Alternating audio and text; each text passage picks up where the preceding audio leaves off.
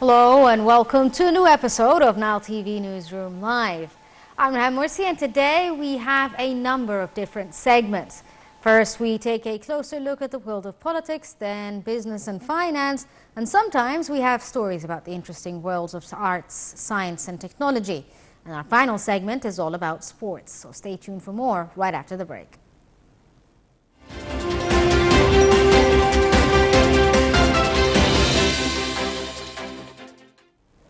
Now, starting with politics and marking the golden jubilee of the October War victory, President El-Sisi laid a wreath of flowers on the unknown soldier's tomb. He also visited the late President Gamal Abdel Nasser and Anwar al-Sadat's resting place, and El-Sisi also held a meeting with the Supreme Council of the Armed Forces to mark this occasion.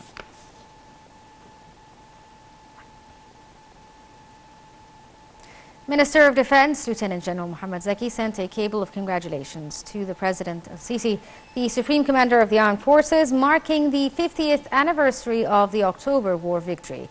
He said the date marks an epic battle that brought back pride to the nation and freed the Holy Lands of Sinai. He said the heroic stance of the Egyptian people and army was behind the miracles on that day. He also said the personnel of the armed forces stress their commitment on the spirit of the October War and are following the steps of the October War generation, armed with their national beliefs and solid capabilities with the full readiness to defend the nation. He also congratulated the commanders, army personnel and soldiers on this occasion. For his part, General Osama Askar, Chief of Staff of the Armed Forces, sent a cable of congratulations to the President on the 50th anniversary of the October War victory. He also congratulated the personnel on this organization. President Abdel Fattah el-Sisi on Monday announced his candidacy for a new presidential term. The president made this announcement as he addressed the concluding session of a Story of a Nation conference. Here's the story.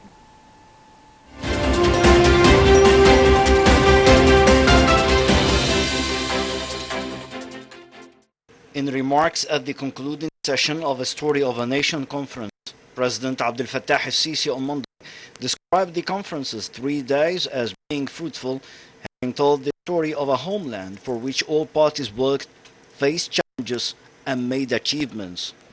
He said that Egyptians are a historic epic, having surpassed despair and frustration, regained their homeland from forces of evil and traitors, overcame challenges, and rebuilt their great state. The president hailed the sons of Egypt who battled terrorism and paid tribute to the nation's martyrs who sacrificed dearly to restore dignity, justice, and development to their country and its people. He reiterated the vow to complete the path of building a new republic based on social justice, human dignity, and state institutions, and to achieve to the citizens a decent life. President Sisi noted that he followed up with great concern the national dialogue activities and urged concerned bodies to thorough study its recommendations. He reaffirmed his willingness to develop the political and partisan status in Egypt towards various visions and opinions. The head of state called on Egyptians to participate in the upcoming presidential elections and announced his intention to run for a new presidential term. He said the move comes in the framework of his keenness to continue the path of achievements the state witnessed over the past 10 years.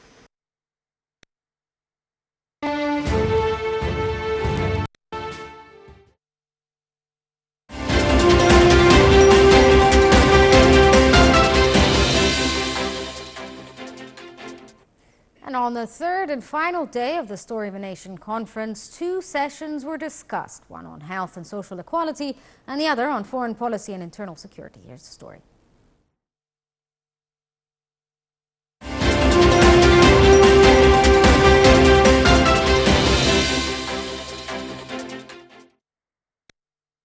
The first session of the day dealt with the social equality and health, where Minister of Health Khalid Abdel reviewed state achievements in the health sector during the last 9 years.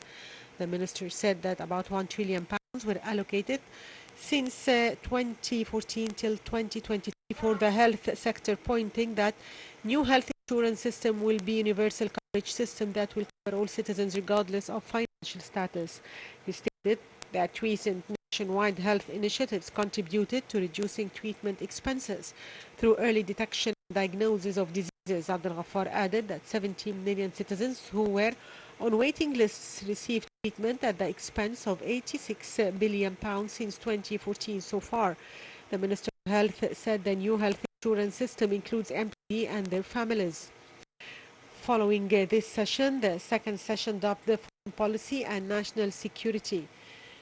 During the speech before the session, Foreign Minister Sameh Shukri said Egypt's foreign policy aims at supporting its citizens' interests in every way possible. Shukri added that Egypt succeeded in enhancing strategic ties with China, Russia, India and Japan, adding that the state played an effective role in solving several Arab and African issues during the past years. The foreign minister pointed out that President Sisi was keen that Egypt's foreign policy be based on humane and civilized principles. He said Egypt succeeded to benefit from its natural gas resources through international partnerships. The top diplomat added that the country was keen on boosting its Arab relations, including trilateral cooperation with Iraq and Jordan.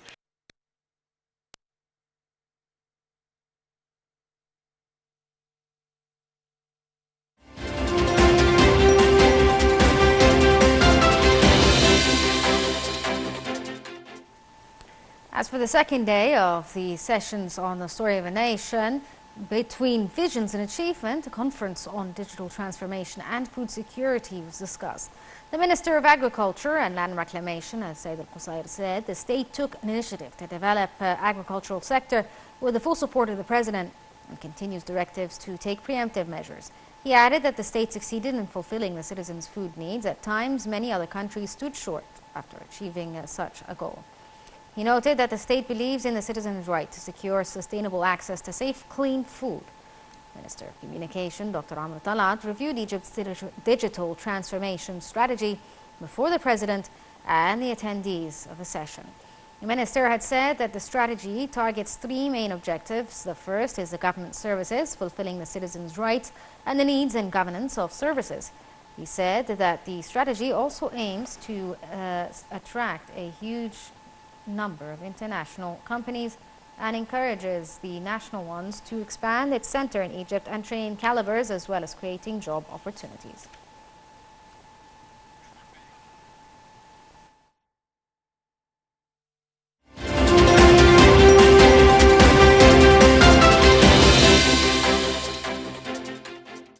Joining us over the phone to tell us more about the Story of a Nation conference is Ambassador Gamal Bayoumi, the former Assistant Foreign Minister. Good evening to you, Mr. Ambassador. Good evening. How are you? I'm good. Thank you so much for joining us. My pleasure. Sir, can you tell us what are the most important, I mean, I'm sure you've watched the three-day sessions, but in your opinion, what were the most important points highlighted throughout the 3 days?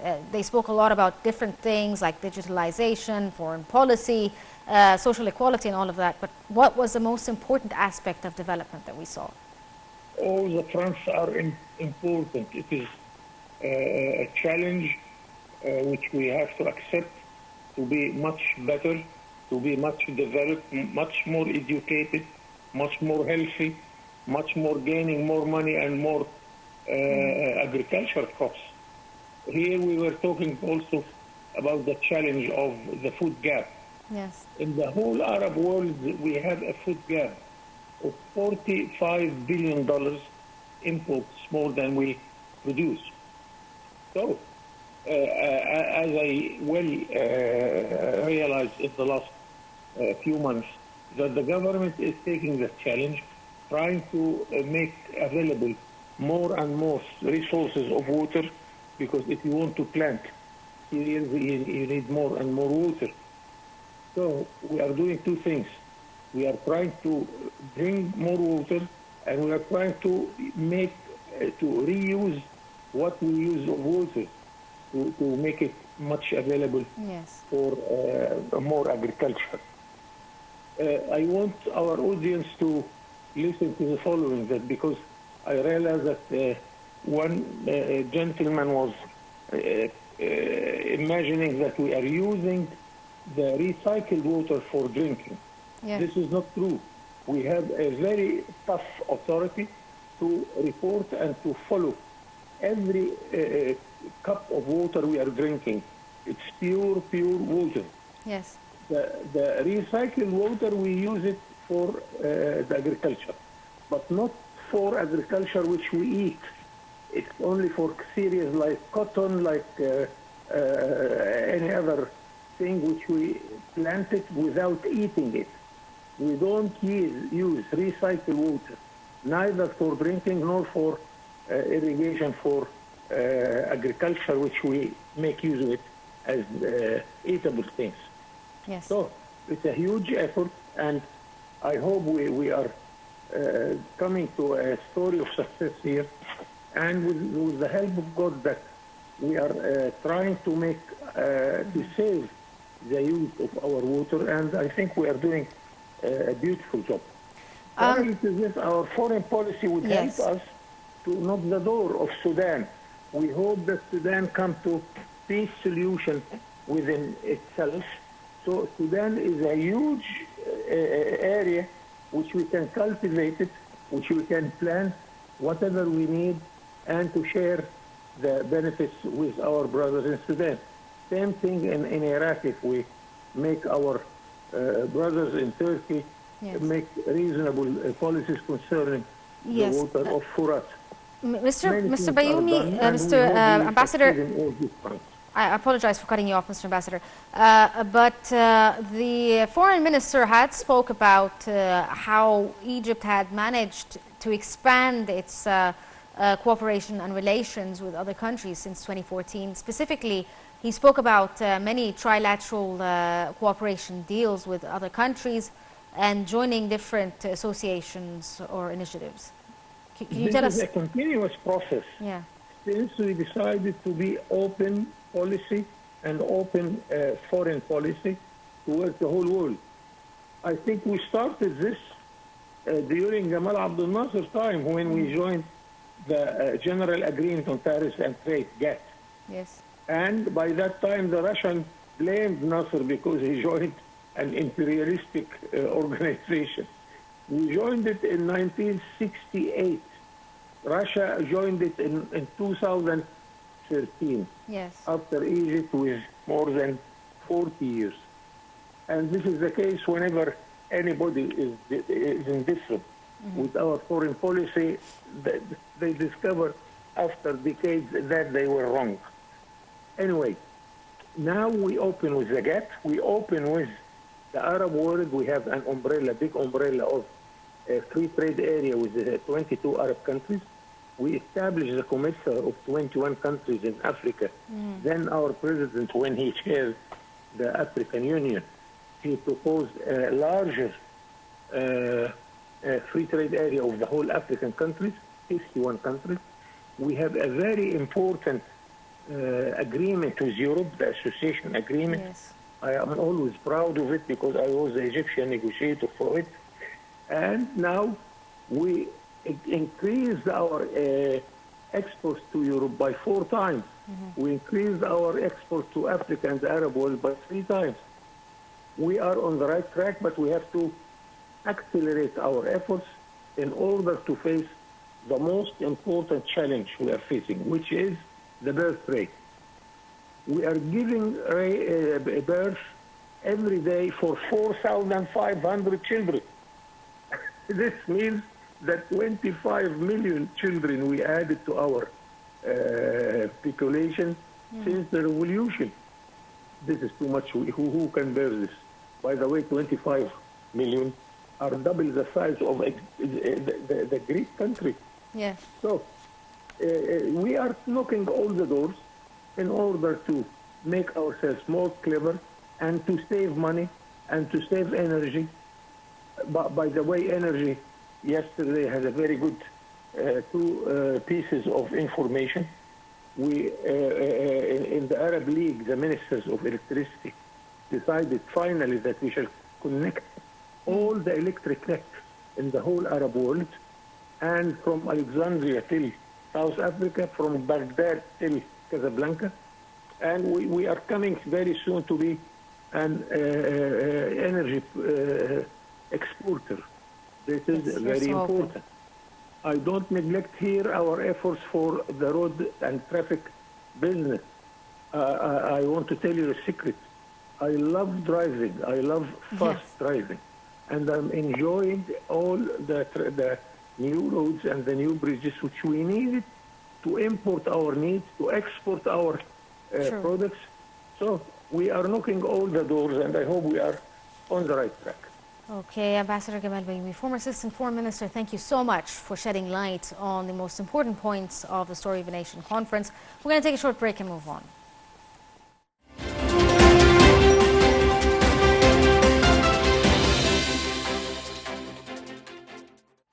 Two soldiers were injured following an Israeli air attack on the Syrian Armed Forces post in the vicinity of Syria's eastern Deir ez-Zor province, according to Syrian state media. Israel has for years been carrying out attacks against what it has described as Iranian-linked targets in Syria, where Tehran's influence has grown since it began supporting the president there since the civil war in 2011.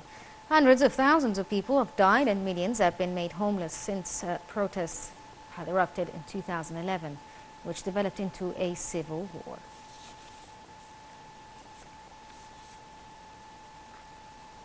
In neighboring Turkey, police detained almost 1,000 people in raids across Turkey on Tuesday, including dozens with alleged links to Kurdish militants and an opposition news anchor, days after a suicide bomb attack in the Turkish capital. The story.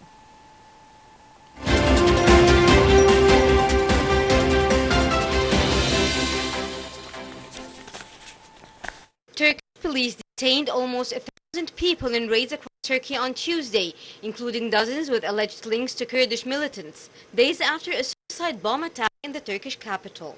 Interior Minister Ali Yerlikaya said police carried out raids in 16 Turkish provinces, detaining 55 people suspected of being part of the intelligence structure of the outlawed Kurdistan Workers' Party, or PKK. At least 12 other suspected PKK members were rounded up in a separate operation in 5 provinces. The PKK has led a decades-long insurgency in Turkey and is considered a terror organization by the US and the European Union. Tens of thousands of people have died since the start of the conflict in 1984. Yerlikaya later said that 128 people suspected of holding unlicensed firearms or being connected to firearms smuggling were also arrested during the operation, but he did not immediately make it clear if the suspects arrested for illegal firearms were suspected of connections to the PKK. He added that over 840 firearms were confiscated during the operation. On Sunday, a suicide bomber detonated an explosive device near an entrance to the Interior Ministry hours before President Recep Tayyip Erdogan was set to address Parliament as it returned from its summer recess. A second would-be bomber was killed in a shootout with police.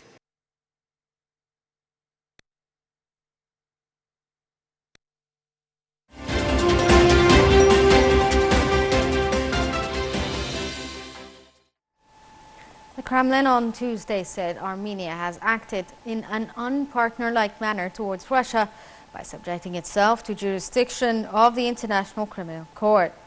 Kremlin spokesman Dmitry Peskov told a briefing that Moscow regarded Yerevan as an ally, but had questions to its current leadership, which will now have to arrest Putin should he visit Armenia due to an outstanding ICC warrant against him.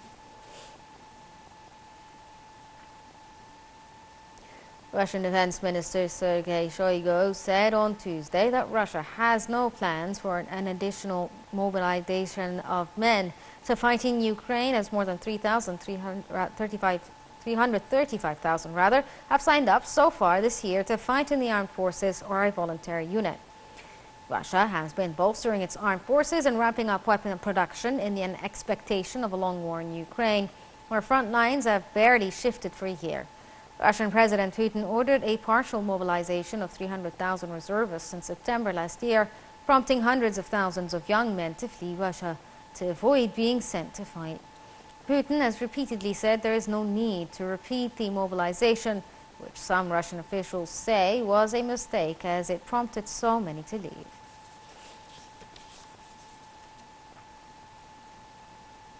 Tropical storm Felipe made landfall in the tiny island of Barbuda as the erratic storm unleashed heavy rains and flash floods in the northeast Caribbean. The story.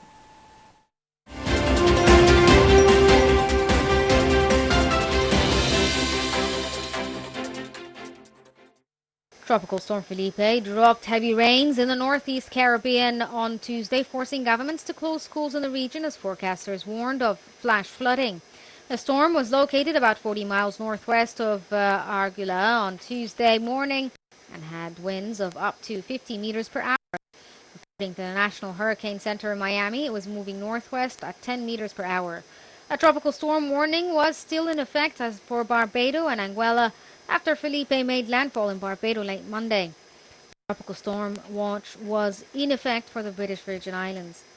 Forecasters warned that the strong winds and rains would be felt by islands located south of the storm's center as Felipe moves north of the Leeward Islands on Tuesday. Officials in the twin island nation of Antigua and Barbados closed schools and government offices, while those in the French Caribbean territories of Saint Martin and Saint Barthélemy closed schools. Meanwhile, officials in Guadeloupe said the storm knocked power out to 2,500 customers and left several communities without running water. It also forced 2 road closures and left one community isolated as crews worked to reopen roads. Felipe is expected to turn northwest late on Tuesday and then take a path north into open waters on Wednesday. Forecasters said 4 to 8 inches of rain was expected from Barbados, south of Dominica, and 3 to 5 inches of remaining Leeward Islands and the northern Windward Islands.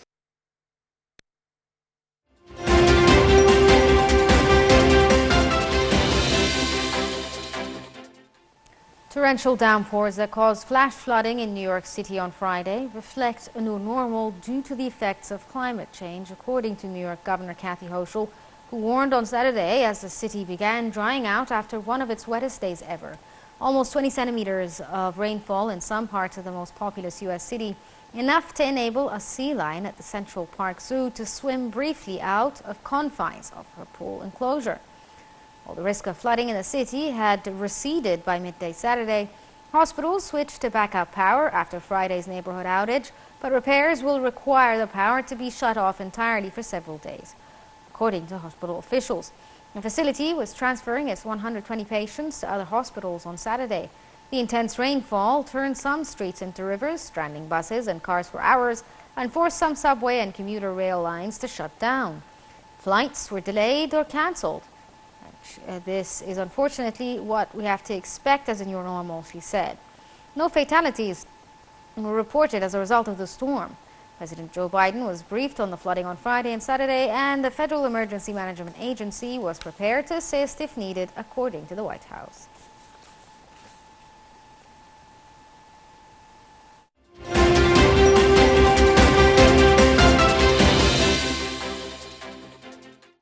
Joining us over the phone to tell us more about these weather events is Dr. Ayman Abdul Wahab, a climate expert. Good evening to you, sir. Good evening. Sir, we're seeing a rise when it comes to climate disasters, I suppose, like the flooding we've seen in New York and now a storm in the Caribbean, in addition to the many flooding events that have taken place like in China and the hot weather and dryness in other countries like Australia. How can you explain the dramatic increase in these events? Well, actually, it's very easy to explain what's going on because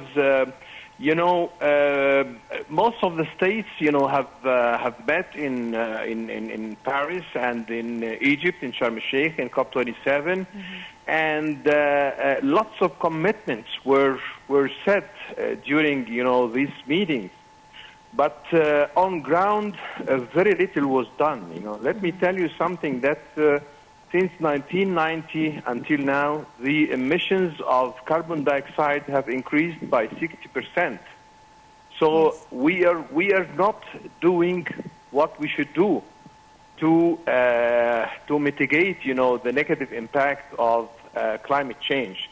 And yes, actually, we are going to see more and more of these phenomena, floods, hurricanes, droughts in different parts of the world. And let me be honest with you that it's going to be very difficult to forecast, what's going to happen about the weather. Yes. And we're going to see, these sudden changes from rains to droughts to So it's very disappointing, what's going on in the world, and we are on the brink of chaotic climate change, which is going to affect all aspects of our life. It's not going to be as we have been used for many years. We shouldn't expect, to see any normality in the near future if we don't do a very dramatic change in our behavior on the personal level and on the world level, on the globe level.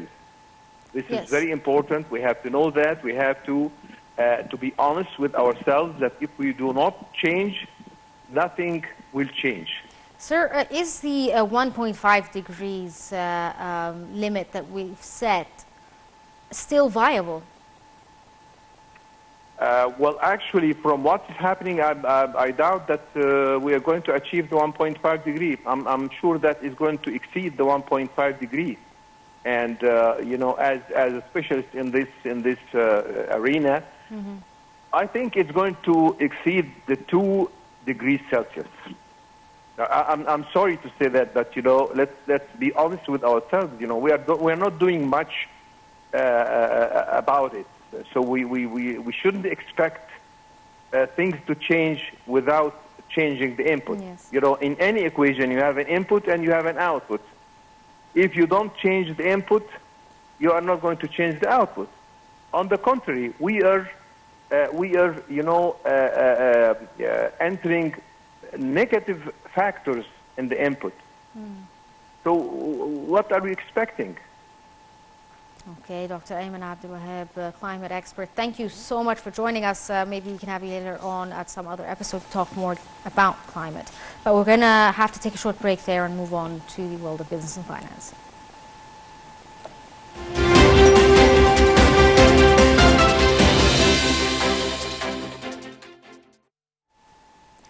Europe's main stock markets dropped further at the start of trading on Tuesday after starting the week with heavy losses and concerns interest rates would stay high for some time.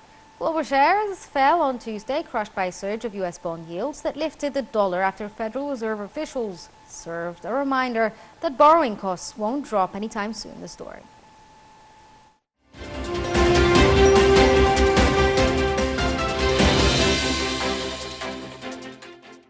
Europe's main stock markets dropped further at the start of trading on Tuesday after starting the week with heavy losses on concerns interest rates would stay high for some time.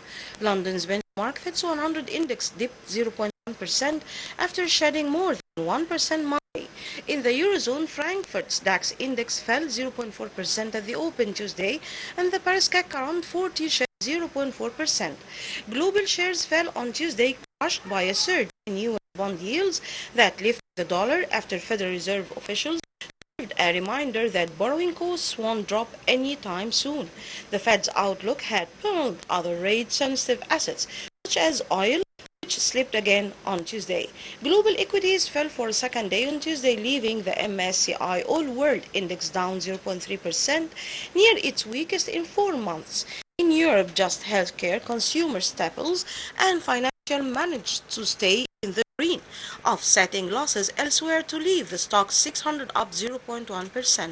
U.S. stock index futures suggested a modestly weaker start on Wall Street, later down 0.1%, and the latest catalyst were two Fed officials saying on Monday monetary policy will need to stay restrictive for some time to bring inflation back down to the central bank's 2% target.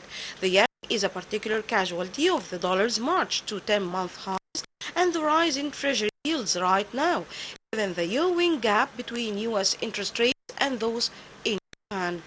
Monetary authorities in Japan are sticking with a policy of keeping borrowing rates extra low, thereby removing an incentive for investors to own the country's currency or its bonds. The drop in the yen to one-year lows this week has brought it within sight of a level many in the market believe is where the Bank of Japan could intervene to prop it up, 150 yen per dollar.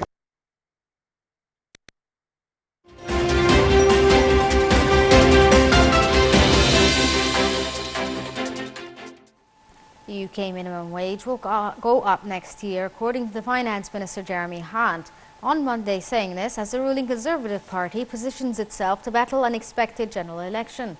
The rise from 10.42 an hour to 11 for over 23s from April next year comes against a backdrop of the worst cost of living crisis in a generation, and with the government battling to bring down stubbornly high inflation. Industrial unrest is also rife, with hospital doctors and 72-hour stoppage this week in protest at sustained below-inflation pay rises, even as energy and household bills increase. The Conservatives in power since 2010 are holding what could be their last annual conference before the next general election, with the main opposition Labour Party leading in opinion. Hunt and Prime Minister Rishi Sunak are under mounting pressure from Tories to cut taxes before the election, but he insisted called for prudent management of the nation's battered finances. Inflation has fallen from a 41-year peak of 11.1% in October 2022 to 6.7% in August.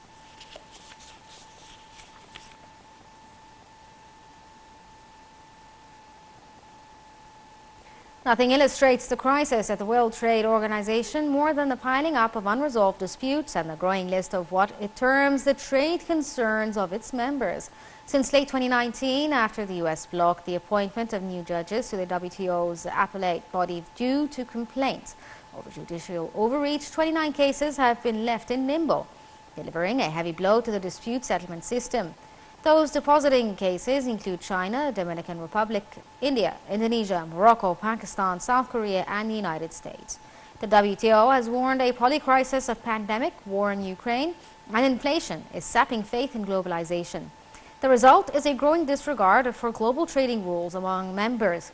Last month, it warned that a surge of unilateral measures, if unchecked, would fragment the world economy, stripping 5% of the global income. Import restrictions have eased since 2018, when then President Donald Trump was slapping tariffs on goods from China and elsewhere, but export curbs have more than offset their decline. Such curbs averaged 21 per year between 2016 and 2019, but rose to 139 last year.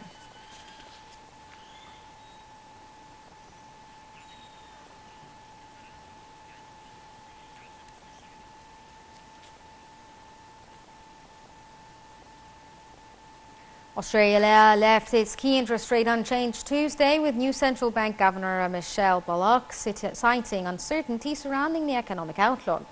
It is the first consecutive month that the Reserve Bank of Australia has held the rate at 4.1%, and the first rates decision under the leadership of Bullock, who took over 2 weeks ago.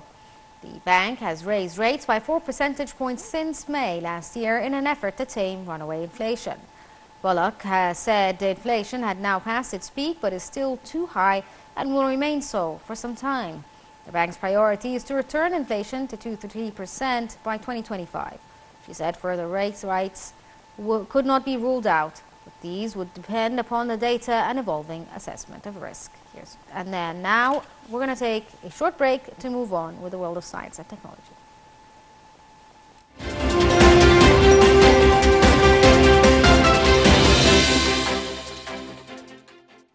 Francis Pierre Agostini, Hungarian-Austrian Franz Krauss, and the French-Swedish Anne Mullier were awarded the Nobel Physics Prize on Tuesday for research into tools for exploring electrons inside atoms and molecules. Here's the story.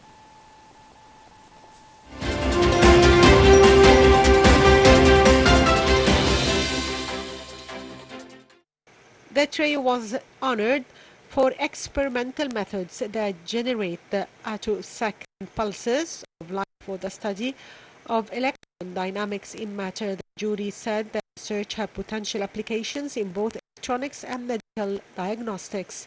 They added that attosecond is so short that there are as many in 1 second as there have been seconds since the birth of the universe over 13 billion years ago.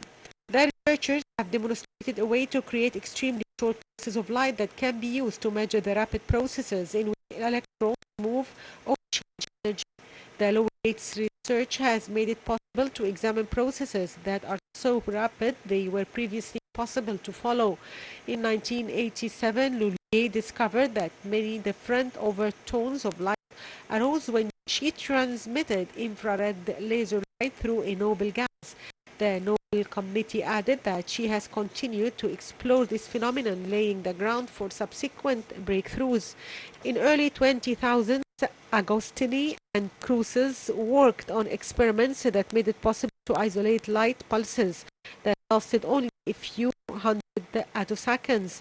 Agostini is a professor at Ohio State University in the U.S., while Cruces is a director at the Max Planck Institute in Germany. Lulwe, only the fifth woman to be awarded the physics prize since 1901, is a professor at Lund University in Sweden. The physics award is the second Nobel of the season, after the medicine prize on Monday awarded to messenger RNA researchers Katalin Karyuki and Drew Wisman for the groundbreaking technology that paved the way for mRNA COVID-19 vaccines. The physics prize will be followed by the chemistry prize on Wednesday, with the highly watched literature prizes to be announced on Thursday.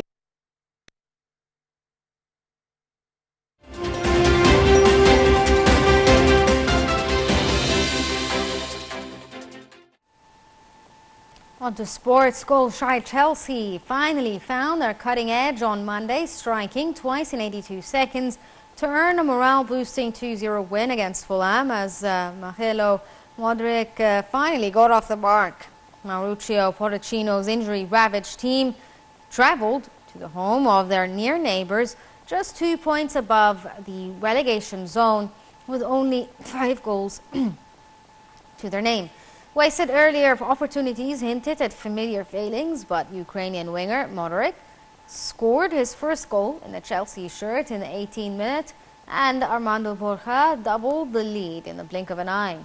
The win lifts Chelsea to mid-table and eases the pressure on the beleaguered new manager Pochettino, whose team had failed to score in their previous 3 Premier League games.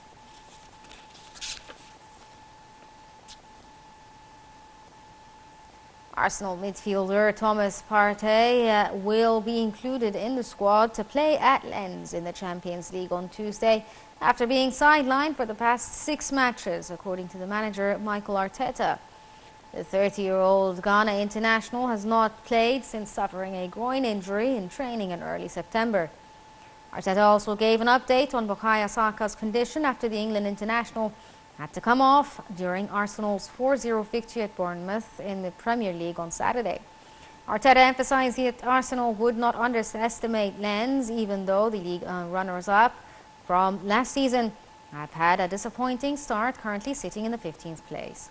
Arsenal top Group B after a 4-0 win over PSV Eindhoven on match day 1, while Sevilla and Lens drew 1-1 in Spain.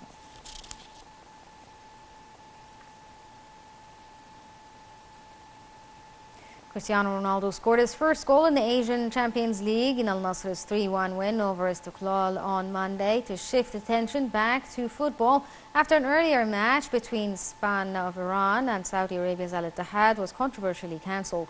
Al Nassr took control over Tajikistan's Istiklal in the second half at Riyadh.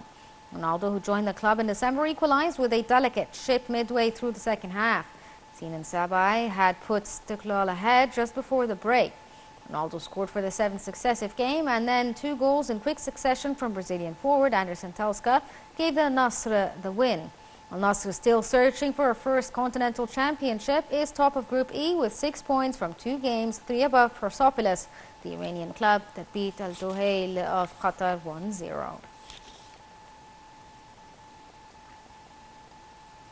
Finally, U.S. Ryder Cup captain Zach Johnson may have had support from his players, but he returned home under attack from almost every other corner after his team were humbled by Europe. In sport, there is always plenty of second-guessing from fans, but Johnson's decision-making was under intense scrutiny long before the first ball was struck at Rome's Marco Simone's golf club and continued to build throughout the competition. Johnson has been criticized by golf pundits and roasted on social media as the worst U.S. Ryder Cup captain ever.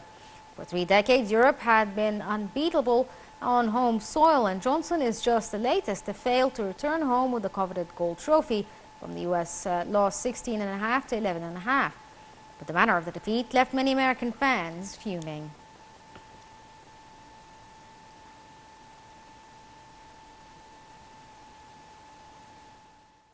This brings us to the end of the sports segment and this edition of Nile TV Newsroom Live. Thank you so much for watching, but stay tuned for more here on Nile TV.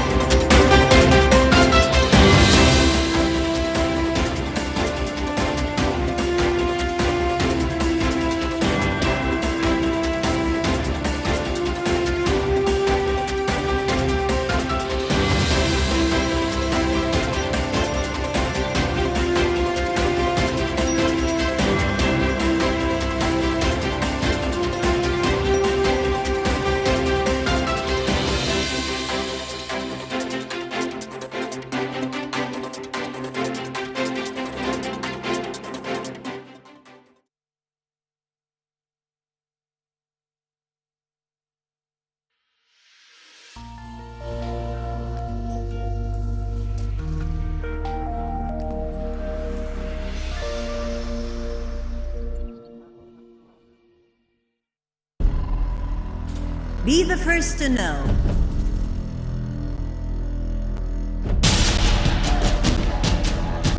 The news live at the site of the event. Information on events as they are happening. If it's breaking news, it's Nile TV.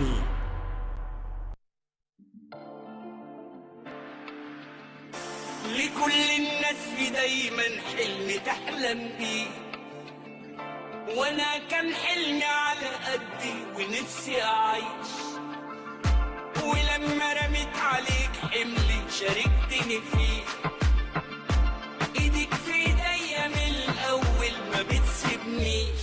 يلا يلا نكمل سكه مشيناها، يلا نفرح سوا باللي احنا حققناه، يلا هانت خلاص وانا وانت قلناه، احنا نقدر وده اللي انا وانت اثبتناه، وخلاص فاضل تكه تكه تكه على اخر السكه، لسه تكه كان ناس كتير شكه شكه شكه وشوفوا رحنا لفين، وخلاص فاضل تكه تكه تكه على اخر السكه، لسه تكه كان ناس كتير شكه شكه شكه وشوفوا رحنا لفين.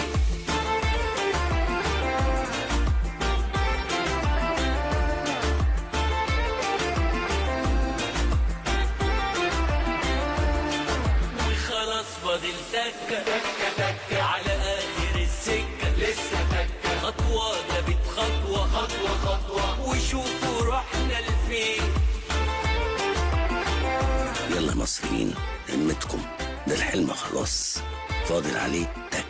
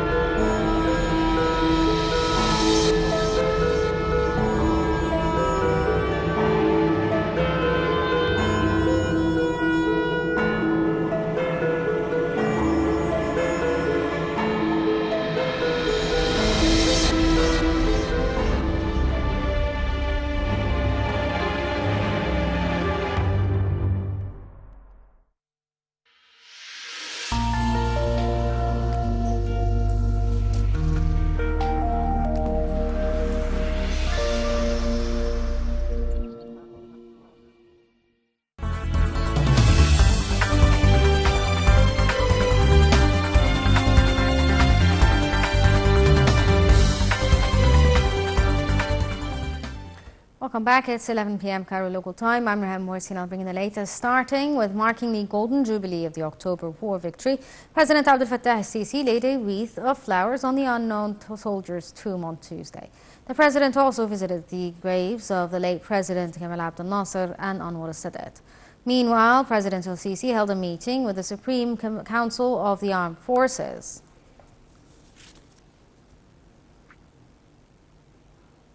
President Abdel Fattah al-Sisi received congratulatory cables from senior state officials on the occasion marking the golden jubilee of the October War.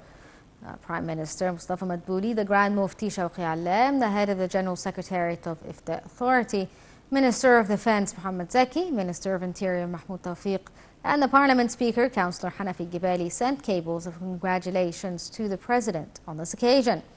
They all affirmed that the victory of the October War would always remain a source of pride and joy that embodies the genuine nature of the Egyptian people and army and proved to the world that no aggressor can conquer Egypt. Foreign Minister Sameh Shoukry said the spirit of the October War victory is an inspiration for new national coordination among state institutions to continue the path of development. He was speaking during a forum organized by the Egyptian Council for Foreign Affairs to mark the golden jubilee of the October War victory. Foreign Ministry spokesman Ahmed Abu Zaid said Shoukry said the event is a reflection of pride and sacrifice for the sake of the nation. In regional news, 2 soldiers have been injured following an Israeli air attack in Syria's armed forces posts in the vicinity of Syria's eastern Deir ez-Zor. A Syrian Foreign Ministry statement said on Tuesday the Israeli enemy had carried out airstrikes on some of the armed forces' positions near the city. The statement added that the aggression had also led to some material losses.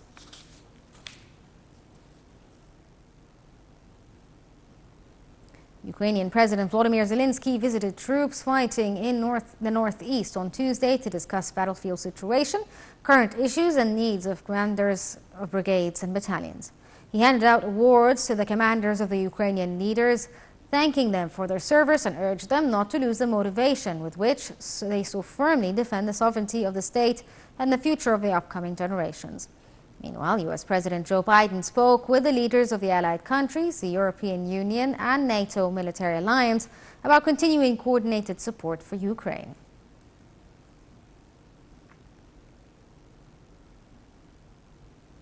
This brings us to the end of the top stories, but more updates come your way on Nile TV.